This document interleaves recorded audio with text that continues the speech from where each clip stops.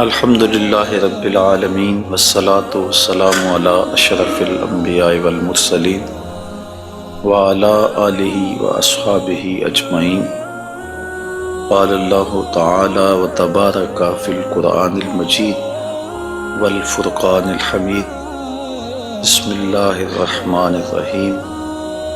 والضحیٰ واللیل اذا سجی، صدق اللہ مولانا العظیم وصدق رسولہ النبی الکریم الرؤوف الرحیم۔ اللہم نور قلوبنا بالقرآن وزین اخلاقنا بالقرآن وادخلنا الجنۃ بالقرآن ونجنا من النار بالقرآن۔ قال اللہ تعالی وتبارک فی شان حبیبہ مخبرا وآمرا، ان اللہ وملائکتہ یصلون علی النبی یا ایہا الذین آمنوا صلوا علیہ وسلموا تسلیما۔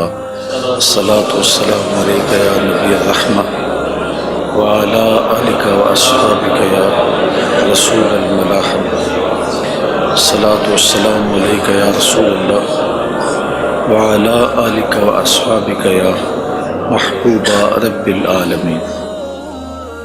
تمام حمد و ثناء، تعریف و توصیف اللہ جل مجدہ الکریم کی ذات بابرکات کے لیے، جو خالق کائنات بھی ہے اور مالک شش جہات بھی۔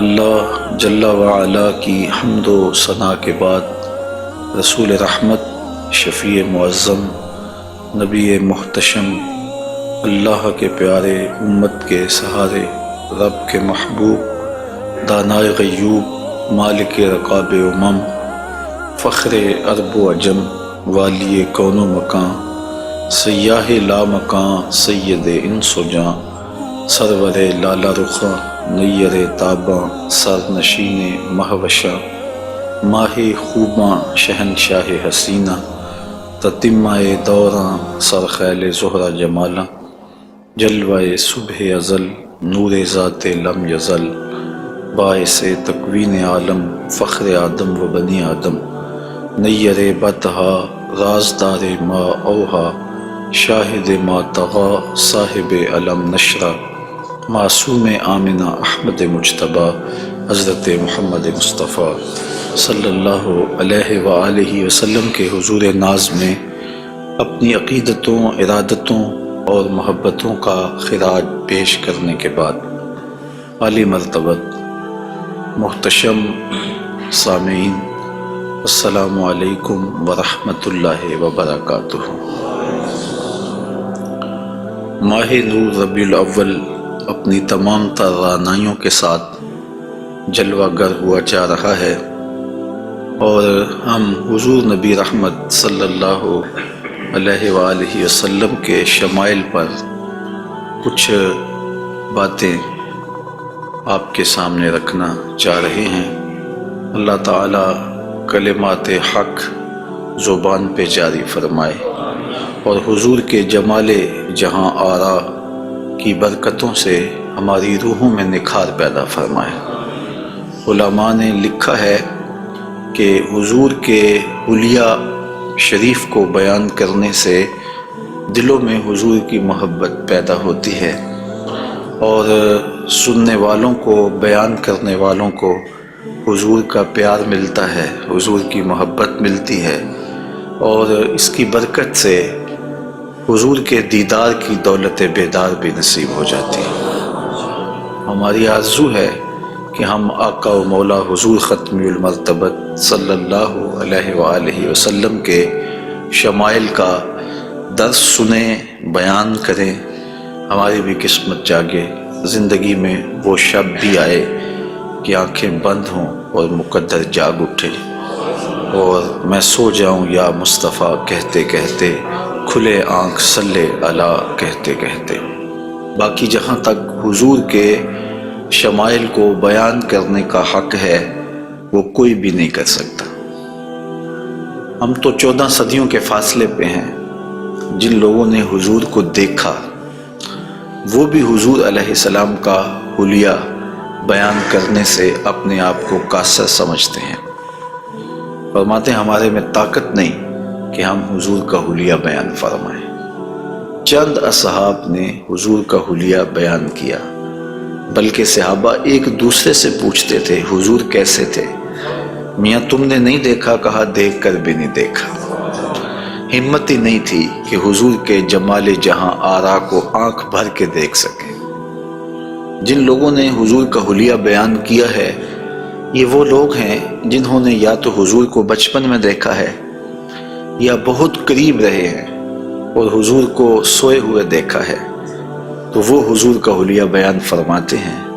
حضرت حسان بن ثابت رضی اللہ تعالی عنہ حضور کا حلیہ بیان فرماتے ہیں، کہتے ہیں کہ میں جو حضور کے شمائل کو تمہارے سامنے رکھتا ہوں تو اس کی وجہ یہ ہے کہ مجھے حضور کو دیکھنے کا ایک طریقہ آ گیا تھا، اور وہ یہ کہ فلما نظرت الی انوارہ فودعت کفی علی عینی خوفا من ذہاب بصری، تو میں اپنی آنکھوں پہ انگلیاں رکھ کے انگلیوں کی اوٹ سے حضور کے چہرے کو دیکھتا تھا کہ حضور کے جلووں کی چمک سے میری آنکھوں کی بینائی نہ جاتی رہے۔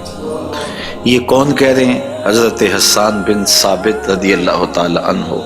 اور آپ سارے اچھی طرح جانتے ہیں کہ حضرت حسان بن ثابت شاعر ہیں، اور شاعر حسن دیکھنے میں بڑا دلیر ہوتا ہے، اور وہ جو شاعر ہے اور حسن دیکھنے میں دلیر ہے وہ بھی آنکھوں پہ انگلیاں رکھ کے دیکھ رہا ہے، اور ابھی یہ حسن ظاہر نہیں ہوا۔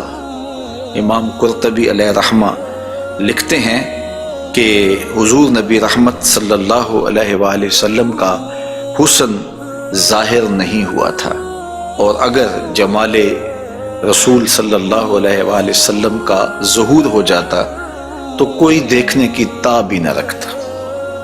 حضور کے جمال جہاں آرا پر 70,000 بشریت کے پردے رکھے گئے، لیکن اس چھپے ہوئے حسن کو بھی دیکھنے کی تاب نہیں ہے، اور اگر یہ حسن بے نقاب ہوتا تو کیا ہوتا؟ یہی بہتر ہے کہ وہ پردے میں روح پوش رہے، وہ اگر پردہ اٹھا دے تو کسے ہوش رہے۔ حضرت شاہ ولی اللہ محدث دہلوی علیہ رحمہ نے اپنے والد حضرت شاہ عبد الرحیم محدث دہلوی علیہ رحمہ سے روایت کیا ہے کہ میرے والد شاہ عبد الرحیم خواب میں حضور کی زیارت کی، اور یہ بات آپ اچھی طرح جانتے ہیں کہ جس نے حضور کو خواب میں دیکھا اس نے حضور کو ہی دیکھا۔ شیطان خواب میں آ کر بھی حضور کی مثل ہونے کا دعویٰ نہیں کر سکتا۔ تو خواب میں حضور کو دیکھا اور عرض کی یا رسول اللہ صلی اللہ علیہ وسلم، آپ نے فرمایا ہے انا املہ و اخی یوسف اسبہ، میں نمکین حسن والا ہوں اور میرا بھائی یوسف میٹھے حسن والا تھا۔ وہاں تو زنان مصر کی انگلیاں کٹ گئیں، اور یہاں ایسا کوئی واقعہ پیش نہیں آیا، جبکہ حسن ملی حسن سبی کی نسبت زیادہ پرکشش ہوتا ہے، تو وہاں انگلیاں کٹ گئیں اور یہاں ایسا کوئی واقعہ پیش نہیں آیا، تو اس کی کیا وجہ ہے؟ تو حضور نے جو خواب میں جواب دیا وہ حضرت شاہ عبد الرحیم نے بیان فرمایا، اور شاہ ولی اللہ محدث دہلوی علیہ رحمہ نے در سمین میں اس کو لکھا۔ آقا کریم نے فرمایا جمالی مستور عن اعین الناس غیرۃ من اللہ، اے عبد الرحیم، اللہ نے غیرت محبت کی وجہ سے میرے حسن کو لوگوں کی نظروں سے چھپا کے رکھا ہے۔ کوئی محب نہیں چاہتا کہ میرا محبوب کوئی دیکھے۔ قتیل شفائی نے کہا تھا نا، اس حد تلک بڑھ گئی ہے بے اعتمادی کہ تجھ کو تجھ سے بھی چھپانا چاہتا ہوں۔ وہ کہتا ہے میری تو آرزو یہ ہے کہ تو آئینہ بھی نہ دیکھے۔ تو محب کی غیرت ہوتی ہے کہ اس کے محبوب کو کوئی نہ دیکھے۔ تو کہا کہ میرے حسن کو لوگوں کی نظروں سے چھپا کے رکھا گیا، اور اگر یہ حسن ظاہر کر دیا جاتا تو کوئی تاب نہ لا سکتا۔ تو یہ چھپے ہوئے حسن کا عالم ہے کہ دیکھنے والوں کو پھر بھی انگلیاں رکھ کے دیکھنا پڑتا ہے، اور اگر یہ بے نقاب ہوتا تو پھر کون تاب لا سکتا؟ مولانا حسن رضا اعلی حضرت کے برادر محترم فرماتے ہیں وہ اگر جلوہ کریں کون تماشائی ہو۔ تو یہ وہ حسن ہے کہ جو تمام کا تمام ظاہر نہیں کیا گیا اور لوگوں کی نگاہوں سے پوشیدہ رکھا گیا، لیکن وہ بشریت کے پردوں کی اوٹ سے چھن چھن کے بھی اس قدر تابہ ہیں کہ پوری کائنات کے اندر رنگ اسی حسن کے جھلکتے دکھائی دیتے ہیں، اور ہر طرف اسی کے انوار پھیلے ہوئے نظر آتے ہیں۔ تو حضور کے حسن کا بیان، حضور کے حسن کا ذکر اگرچہ انسانی استطاعت میں نہیں ہے اور اس کے بس میں نہیں ہے، لیکن اس کے باوجود صحابہ کے دور سے لے کر آج تک لوگوں کا یہ محبوب موضوع رہا ہے کہ وہ حضور علیہ السلام کے حسن کا ذکر کر کے اپنے قلب کی تسکین کا ساماں کرتے ہیں۔ علماء نے یہ بھی لکھا ہے کہ جو شخص حضور کے حسن کو بیان کرے، لوگوں کے دلوں میں اس کے لیے پیار پیدا ہو جاتا ہے۔ آج ہر شخص چاہتا ہے کہ میں ہر دل عزیز ہو جاؤں، تو یہ سادہ سا نسخہ ہے کہ کائنات میں حضور کے حسن کے تذکرے کیا کرو، دنیا تم سے پیار کرنے لگ جائے گی۔ تم محبوب الخلائق بن جاؤ گے اگر تم اس محبوب دو عالم کے حسن کو لوگوں کی نظروں کے سامنے بیان کرو گے۔ انشاءاللہ حضور کے مختلف اعضاء کے حسن کا ذکر ترتیب وار کیا جائے گا، اور اہل محبت نے اور اصحاب رسول نے اس پر کیا محبتوں کے پھول پیش کیے ہیں، یقیناً آپ کے قلوب کو فرحت بھی ہوگی، قرار بھی ملے گا، اور آقا کریم کے حسن دل پذیر اور حسن جاں فضا کی مستیوں میں آپ کھو بھی جائیں گے۔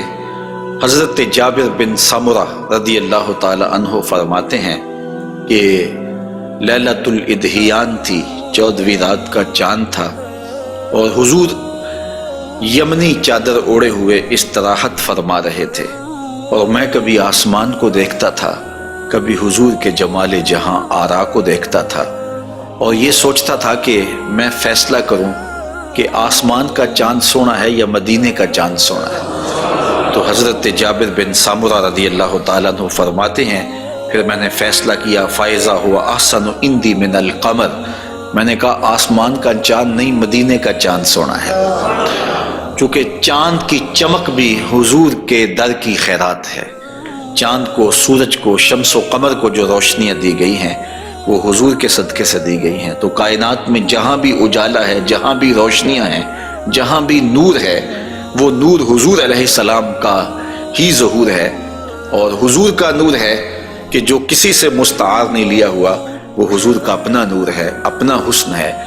علامہ بوصیری علیہ رحمہ نے کتنی خوبصورت بات کہی، منزہ عن شریک فی محاسنہ فجوہر الحسن فیہ غیر منقسم، کہ حضور اپنے محاسن میں، اپنے کمالات میں کسی شریک سے منزہ ہیں، اور آپ کا جوہر حسن جو ہے وہ غیر منقسم ہے۔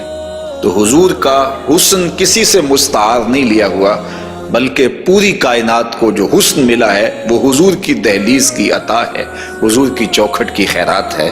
تو زمانہ چمک رہا ہے تو حضور کے انوار سے، اور بریلی سے آج بھی آواز آ رہی ہے، چمک تجھ سے پاتے ہیں سب پانے والے، میرا دل بھی چمکا دے چمکانے والے۔ تو ساری روشنیاں اسی دہلیز سے پھوٹتی ہیں، اسی در سے پھوٹتی ہیں، سارے اجالے اسی چوکھٹ سے نکلتے ہیں۔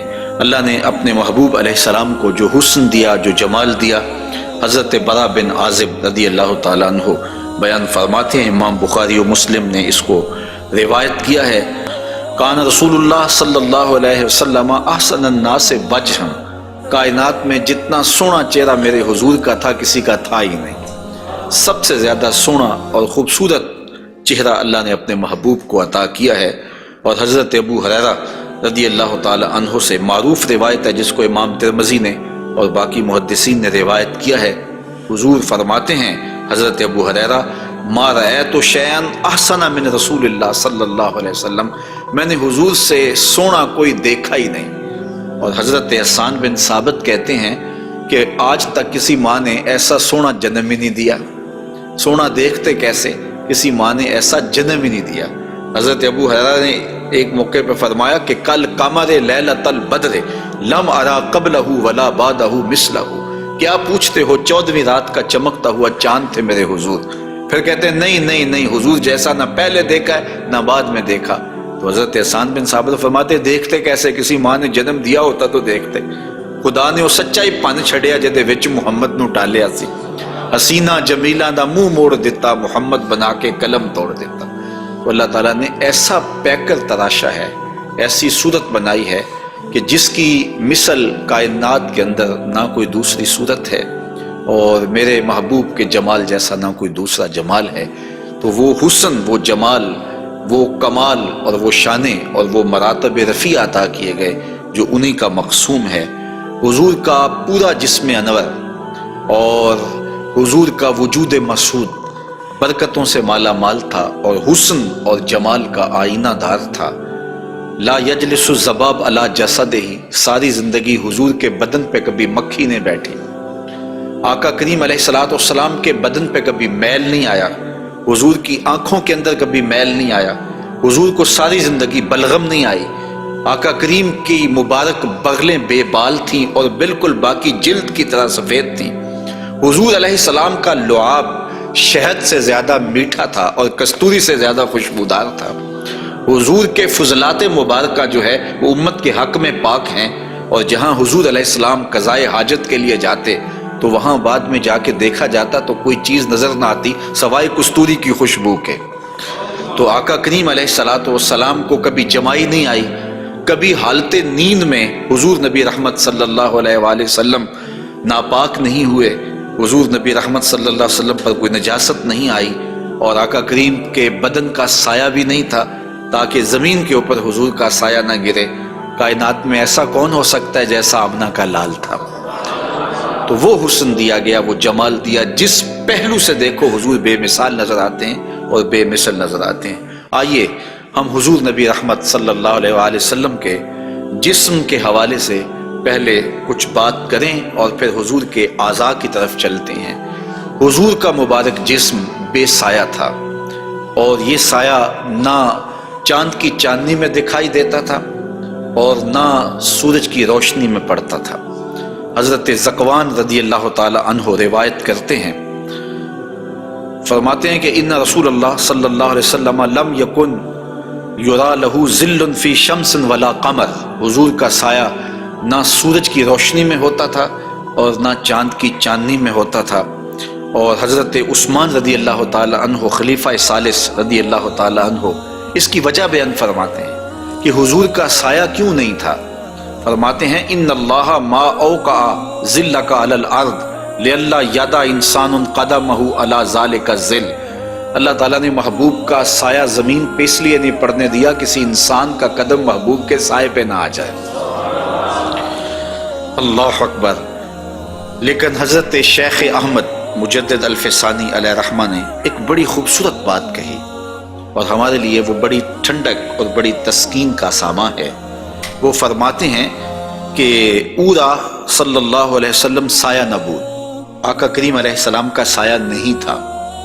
در عالم شہادت، اس عالم شہادت میں حضور کا سایہ نہیں تھا، اور یہ بات ثابت ہے، اور تقریباً تمام مکاتیب فکر کے لوگ ایک دو مکتبہ فکر کے علاوہ باقی سارے اس بات کو تسلیم کرتے ہیں۔ رشید احمد گنگوہی نے بھی یہ بات لکھی ہے، امداد السلوک کے اندر یہ روایت موجود ہے کہ بتواتر ثابت شد کہ حضرت علی سایہ نہ داشتن۔ وہ کہتے ہیں کہ یہ بات تواتر کے ساتھ ثابت ہے کہ جناب صلی اللہ علیہ وسلم کا سایہ نہیں تھا۔ تو حضرت شیخ فرماتے ہیں کہ عالم شہادت میں حضور کا سایہ نہیں تھا۔ شیخ احمد مجدد الفسانی، کیوں سایہ نہیں تھا؟ فرماتے ہیں سایہ ہر شخص از شخص لطیف تر است، کسی چیز کا سایہ اس شے سے زیادہ لطیف ہوتا ہے، چون لطیف تر از وے صلی اللہ علیہ وآلہ وسلم در عالم نہ باشد اورا سایہ چے صورت دارت۔ جب حضور سے لطیف کائنات میں شے ہی کوئی نہیں ہے تو پھر سایہ کیا معنی رکھتا ہے؟ کائنات میں حضور سے لطیف ہے ہی کوئی چیز نہیں ہے، حضور کی مثل عالم امکان میں ممکن ہی نہیں ہے۔ اب مجھے یہ بتائیں کہ جس کا سایہ بھی نہیں تھا اس کا ثانی ہو سکتا ہے؟ تو یہ کون خاکے تراش رہے ہیں؟ کس کے خاکے تراش رہے ہیں؟ خاکے تو خاکیوں کے ہوتے ہیں۔ جو پیکر نور ہو، جس کا سایہ بھی نہیں ہے، اس کے خاکے کیسے ہو سکتے ہیں؟ تو حضور کی مثل تو بزم عالم میں ممکن ہی نہیں ہے۔ اقبال بھی بول پڑے رخ مصطفیٰ ہے وہ آئینہ، کہ اب اس سا دوسرا آئینہ نہ کسی کی بزم خیال میں نہ دکان آئینہ ساز میں، ممکن ہی نہیں ہے۔ خدا نے وہ سچائی پان چھڑیا جدے وچ محمد نو ڈالیا سے۔ تو آقا کریم علیہ السلام کا سایہ نہیں بنایا، اور کائنات کے اندر وہ بے مثل بھی ہیں، وہ بے مثال بھی ہیں۔ تو یارو جس کا سایہ بھی نہیں ہے اس کا ثانی کیسے ہو سکتا ہے؟ آقا کریم علیہ الصلوۃ والسلام کا مبارک قد انور، حضور کا جسم نور، اللہ تعالیٰ جل شانہ نے حضور کو قد رانا دیا ہوا۔ امیر خسرو نے کہا تھا نا، پری پیکر نگارے سرو قد لالا رخسارے، سراپا آفت دل بود شب جائے کہ من بودم، خدا خود میرے مجلس بود اندر لا مکان خسرو، محمد شم محفل بود شب جائے کہ من بودم۔ تو حضور کا قد انور، اللہ اکبر، اس کے بارے میں حضرت سیدنا علی المرتضیٰ رضی اللہ تعالی عنہ سے مروی روایت سنیے۔ فرماتے ہیں لم یکن بالطویل الممغط ولا بالکثیر المتردد وکان ربعۃ من القوم لم ارى قبلہ ولا بعدہ مثلہ۔ فرمایا کہ حضور علیہ السلام کا قد لمبا بھی نہیں تھا، حضور پست قامت بھی نہیں تھے، حضور درمیانی قد و قامت کے حامل تھے۔ پھر آگے کہتے ہیں نہیں حضور جیسا نہ پہلے دیکھا نہ بعد میں دیکھا۔ اور حضرت انس رضی اللہ تعالیٰ عنہ فرماتے ہیں کان رسول اللہ صلی اللہ علیہ وسلم لیس بالذاہب طولا وفوق الربا اذا جامع القوم غمرہم۔ فرماتے ہیں حضور پست قامت نہیں تھے، حضور درمیانی قد و قامت کے تھے۔ پھر کہتے ہیں نہیں، درمیانی قد و قامت سے بھی اٹھتا ہوا حضور کا قد تھا، یعنی قد اتنا لمبا نہیں تھا کہ بہت لمبا قد بھی اچھا نہیں لگتا اور پست قامتی بھی عیب ہے، تو درمیانہ قد ہونا یہ حسن ہے، لیکن درمیانے سے بھی کچھ اٹھتا ہوا یہ مزید حسن ہے، اور یہ اللہ نے اپنے محبوب کو قد دیا تھا۔ لیکن اس کے ساتھ یہ شان تھی کہ لمبے لمبے قد والے لوگ موجود ہوتے اور حضور بھی ان میں موجود ہوتے۔ اذا جامع القوم غمرہم، جب حضور تشریف فرما ہوتے تو حضور سب سے اونچے دکھائی دیتے، قد درمیانہ تھا لیکن دکھائی اونچے دیتے۔ علماء نے اس کی تشریح میں لکھا ہے کہ حضور علیہ الصلوۃ والسلام کا یہ معجزہ تھا، یہ شان تھی، یہ نبوی وجاہت تھی کہ حضور سب سے اونچے دکھائی دیتے تھے۔ ام معبد جو حضور کا حلیہ بیان کرتی ہیں، اور انشاءاللہ ان سے مروی روایت اور ان کا تفصیلی واقعہ ہم آگے چل کے بیان بھی کریں گے، تو وہ حضور کے قد پر کہتی ہیں غصن بین غصنین، دو شاخوں کے درمیان اٹھتی ہوئی جیسے شاخ ہوتی ہے، اس طرح حضور کا قد رانا تھا۔ تو آقا کریم علیہ السلام کا قد، اللہ اکبر۔ حضرت انس سے ایک اور روایت سن لیجئے، وہ فرماتے ہیں کان رسول اللہ صلی اللہ علیہ وآلہ وسلم احسن الناس قواما و احسن الناس وجہا۔ کہتے ہیں جیسی قد و قامت میرے حضور کی تھی، کائنات میں اتنا سونا قد کسی کا نہیں، اور جتنا سونا چہرہ میرے حضور کا تھا ایسا سونا چہرہ کسی کا نہیں ہے۔ قد بھی سونا اور چہرہ بھی سونا، اور زمانے میں اتنا سونا رب نے کوئی پیدا ہی نہیں کیا، چونکہ سب سے حسین سب سے جمیل اپنے محبوب کو بنایا۔ لکھاں آئے لوگ زمانے تے محبوب خدا جیا کوئی نہیں، لکھاں سونے بن بن بیندے نے اودی خاکے پا جیا کوئی نہیں۔ جو حسن انہیں دیا، جو جمال انہیں دیا، وہ انہی کی خوبی ہے۔ حضور نبی رحمت صلی اللہ علیہ وآلہ وسلم کے قدموں کے حسن کا ذکر کرتے ہیں۔ حضرت نبی رحمت صلی اللہ علیہ وآلہ وسلم کے مبارک قدموں کی جو ہتھیلیاں تھیں وہ پرگوشت تھیں، اور انگلیاں قوی بھی تھیں، مضبوط تھیں اور خوشنما تھیں، اور مبارک تلوے گہرے تھے اور صاف تھے، نرم تھے اور چکنے تھے۔ اگر ان پر پانی ڈالا جائے تو پانی بہہ جاتا، اور جب آقا کریم چلتے تو حضور ایسے لگتا جیسے بلندی سے نیچے اتر رہے ہیں۔ وقار کے ساتھ حضور قدم زور کے ساتھ اٹھاتے اور وقار کے ساتھ آگے بڑھاتے، اور یوں محسوس ہوتا کہ جس طرح بلندی سے حضور نیچے کی طرف آ رہے ہیں۔ آقا کریم علیہ الصلوۃ والسلام بہت تیز چلتے نہیں تھے، لیکن ایسے لگتا تھا جس طرح زمین حضور کے لیے لپیٹ دی گئی ہے، اور اگر لوگ حضور کے ساتھ چلنا چاہتے تو حضور کے ساتھ چل نہیں سکتے تھے۔ اللہ نے اپنے محبوب کو وہ رفتار عطا فرمائی، زمین بھی سمیٹ دی گئی تھی حضور کے لیے، اور وقت بھی سمیٹ دیا گیا تھا حضور کے لیے۔ اور آقا کریم علیہ الصلوۃ والسلام کے قدم مبارک کی انگلیاں وہ بڑی خوبصورت تھیں، لیکن جو درمیان والی انگلی ہے وہ انگلی باقی انگلیوں سے زیادہ قد آور تھی، لمبی تھی۔ آئیے ذرا اس انگلی کا حال حضرت میمونہ بنت کردم رضی اللہ تعالی عنہا سے سنیے۔ یہ ایک صحابیہ ہیں جو اپنے والد گرامی کے ساتھ حضور کی خدمت میں حاضر ہوئیں۔ تو ان کے والد گرامی نے حضور سے کوئی بات پوچھی، اور آقا کریم اس وقت ناقہ کے اوپر، اونٹنی کے اوپر سوار تھے، تو ان کا جی چاہا کہ میں حضور کا دیدار کروں، لیکن حضور کے چہرے کی وجاہت نے ان کو حضور علیہ السلام کے چہرے کی جانب آنکھ بھر کے دیکھنے نہ دیا، تو کہا اب آئی ہوں تو حضور کے مبارک پاؤں کو دیکھنے لگی۔ تو حضرت میمونہ بنت کردم فرماتی ہیں فما نسیتو فی ما نسیتو طول اصبع قدمہ السبابہ علی سائر اصابعہ، کہا مدت ہو گئی ہے میں نے حضور علیہ السلام کو دیکھا تھا، اور حضور کے مبارک پاؤں کی انگلیوں میں سے جو درمیان والی انگلی ہے، اس انگلی کا جو قد باقی انگلیوں سے تھوڑا سا لمبا تھا، آج تک میری آنکھوں سے وہ حسن نہیں ہٹتا ہے، وہ حسن ہی زائل نہیں ہوتا ہے۔ اب تک میری نگاہوں میں وہی جلوے ہیں کہ حضور علیہ السلام کی انگلی جو ہے وہ باقی انگلیوں کی نسبت جو ہے وہ زیادہ درمیان والی انگشت سبابہ جو تھی وہ زیادہ لمبائی میں تھی۔ تو حضرت میمونہ بنت کردم ابھی تک اس انگلی کے حسن میں کھوئی ہوئی ہیں۔ مجھے بتاؤ جس کی انگلی، پاؤں کی انگلی اتنی حسین ہے، اس کی آنکھیں کتنی حسین ہوں گے۔ وہ کیا کسی نے کہا نا کہ قدموں میں جبیں کو رہنے دو، چہرے کا تصور مشکل ہے۔ قدموں پہ جبیں کو رہنے دو، چہرے کا تصور مشکل ہے، جب چاند سے بڑھ کر ایڑی ہے رخسار کا عالم کیا ہوگا۔ یہ تو انگلی کا حسن ہے کہ میمونہ بنت کردم ساری زندگی یہی اثاثہ ہے، لوگوں کو بتاتی ہیں کہ لوگوں میں نے حضور کی انگلی دیکھی ہوئی ہے۔ تو جس نے حضور کے قدم انور کی انگلی کی زیارت کی ہے وہ تو ناز کرے، اور پھر اس عائشہ صدیقہ محبوب کائنات کی قسمت پہ ناز نہ کریں جن کی آغوش میں حضور کا سر انور ہوتا تھا۔ تو حضرت میمونہ بنت کردم رضی اللہ تعالی عنہا فرماتی ہیں کہ میں ابھی تک اس انگلی کے جمال کو بھول نہیں پائی۔ آقا کریم علیہ السلام کے قدموں کے بارے میں آتا ہے کہ کان رسول اللہ صلی اللہ علیہ وسلم احسن البشر قدما، کائنات میں جتنے سونے قدم میرے حضور کے تھے اتنے سونے قدم بھی کسی کے نہیں تھے۔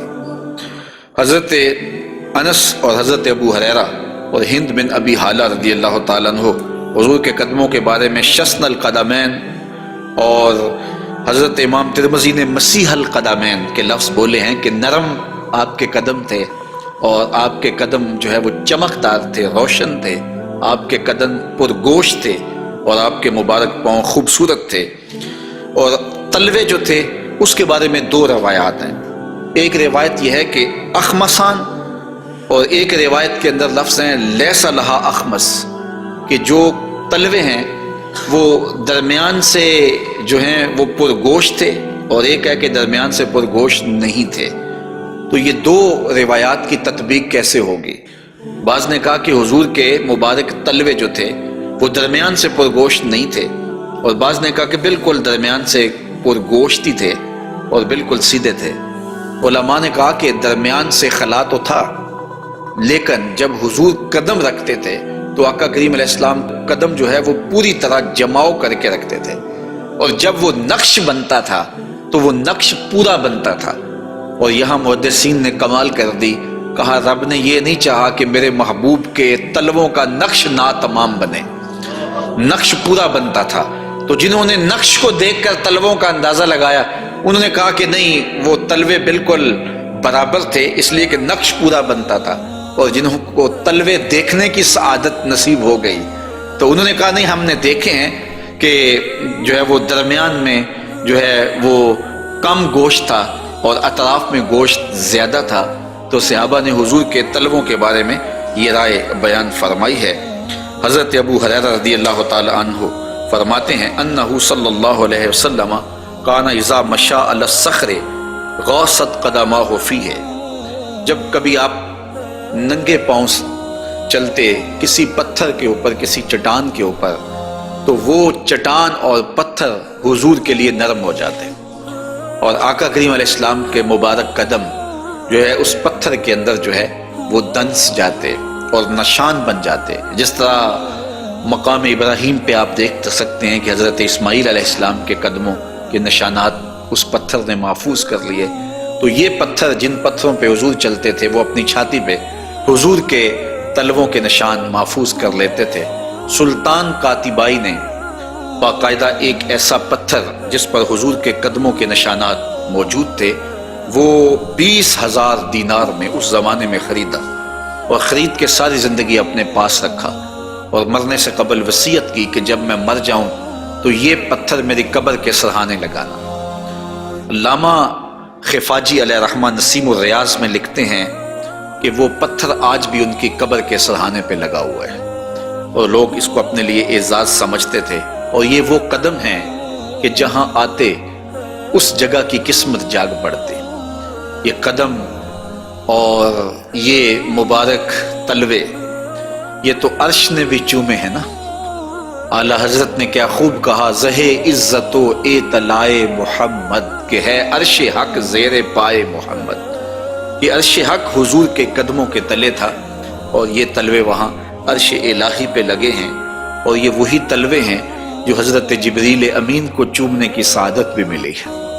جب معراج کی شب حاضر ہوئے تو محبوب استراحت کر رہے تھے، تو جبریل عرض گزار ہوئے کہ محبوب تیرا نبی تو سویا ہے، تو آواز آئی یا جبریلو قبل قدمہ، میرے محبوب کے قدم چوم لے۔ تو جبریل امین نے حضور کے قدم چوم لیے، تو پھر کیا لطف آیا ہوگا۔ کسی نے تصور میں جبریل سے پوچھا کہ حضور کے قدم چومے تھے، تلیاں چومی تھیں، تو بتا کیا کیف ملا؟ تو اس نے زبان حال سے کہا، نہ جنت کی کلیوں میں دیکھا مزہ جو محمد کی تلیوں میں دیکھا۔ حضور علیہ السلام کے مبارک قدم جہاں پڑتے وہاں رحمتیں اور برکتیں ہی نازل ہوتی۔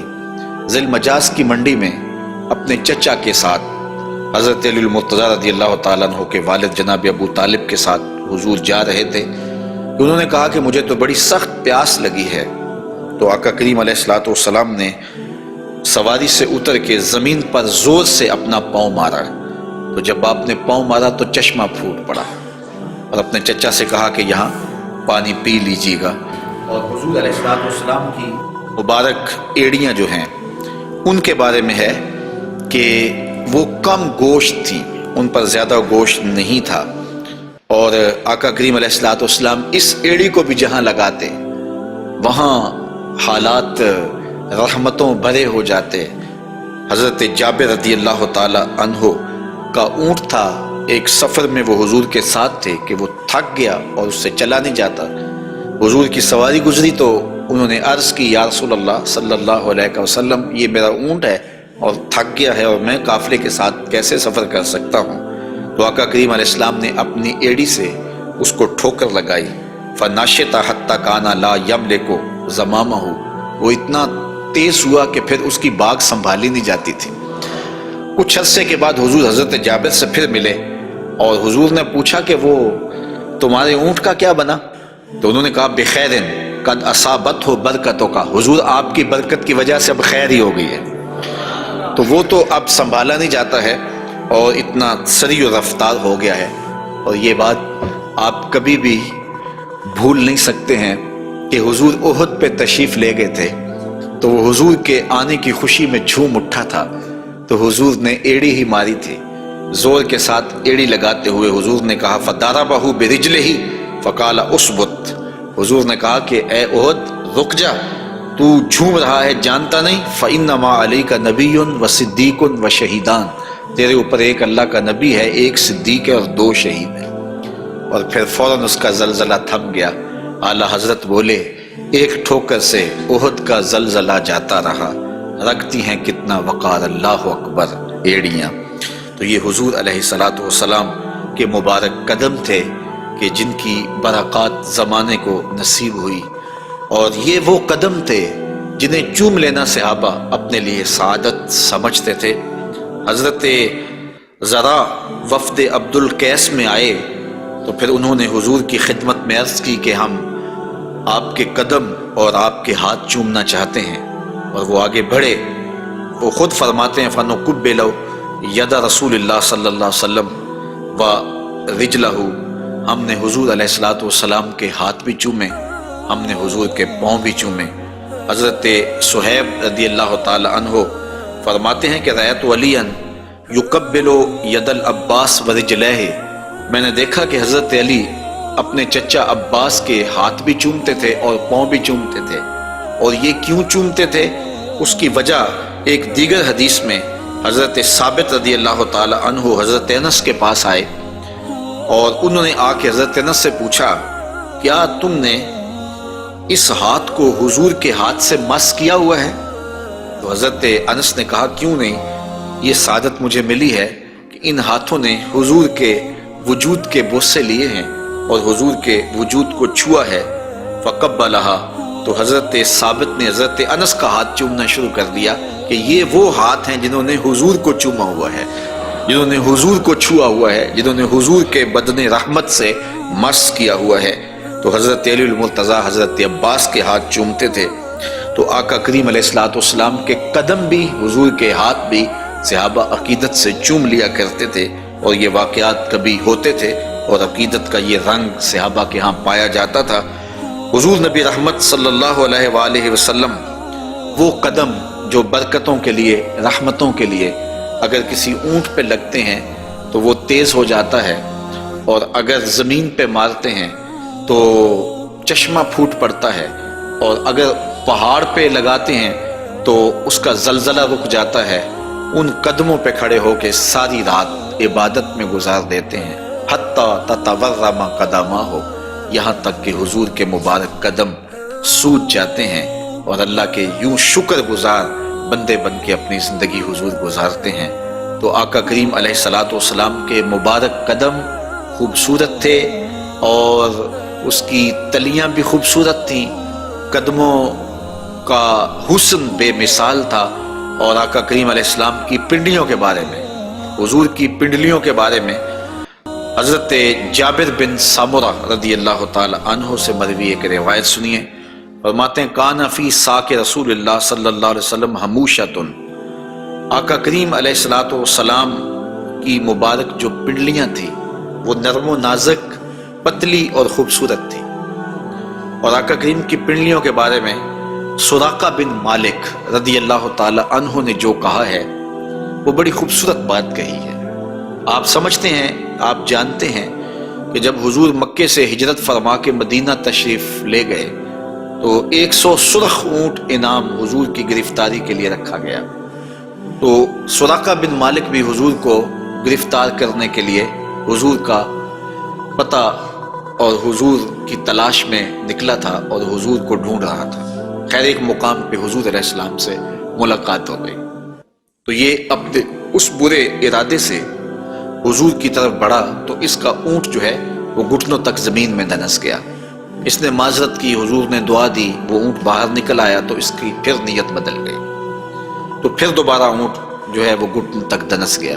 خیر اس نے دوبارہ معذرت کی اور حضور سے کہا کہ آپ مجھے امان نامہ لکھ کے دیں۔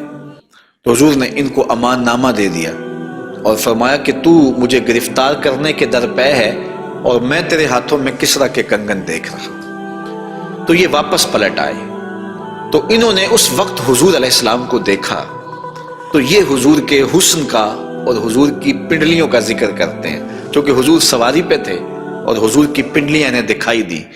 تو حضرت سراقہ بن مالک کہتے ہیں کہ فلما دنوت منہ، جب میں حضور کے نیڑے ہوا اس نیت سے کہ میں حضور کو گرفتار کروں، وہو علی ناقتہ، تو حضور اپنی اونٹنی کے اوپر سوار ہیں۔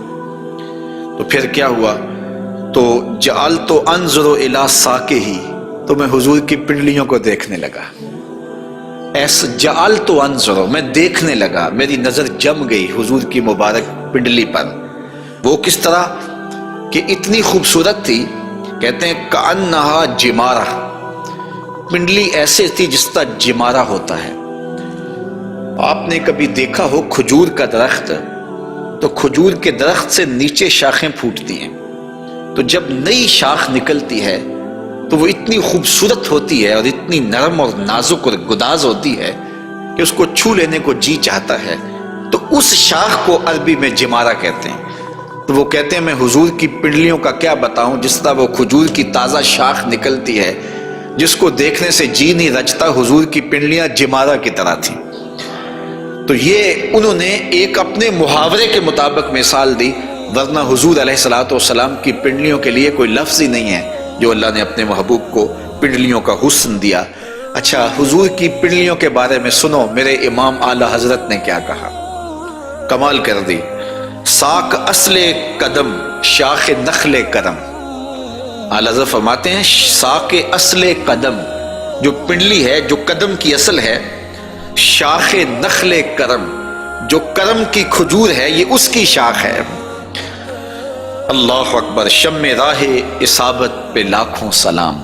تو حضور علیہ السلام کو اللہ تعالیٰ نے پر نور، پتلی اور جو ہے وہ گوری رنگت کی اور لطیف اور خوبصورت پنڈلیوں سے نوازا تھا۔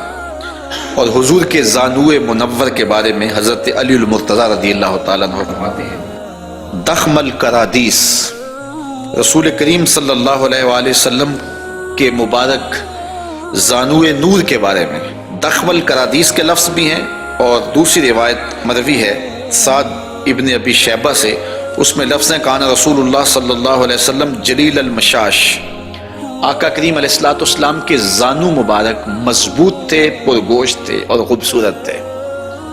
اور اعلیٰ حضرت یہاں بھی اپنی محبت کا اظہار کیے بغیر نہیں رہ سکے، فرماتے انبیاء طے کریں زانو ان کے حضور، انبیاء طے کریں زانو ان کے حضور، زانوؤں کی وجاہت پہ لاکھوں سلام۔ یہ وہ زانو ہے جہاں نبی بھی زانو طے کرے، یہ وہ شان ہے ان زانوؤں کی۔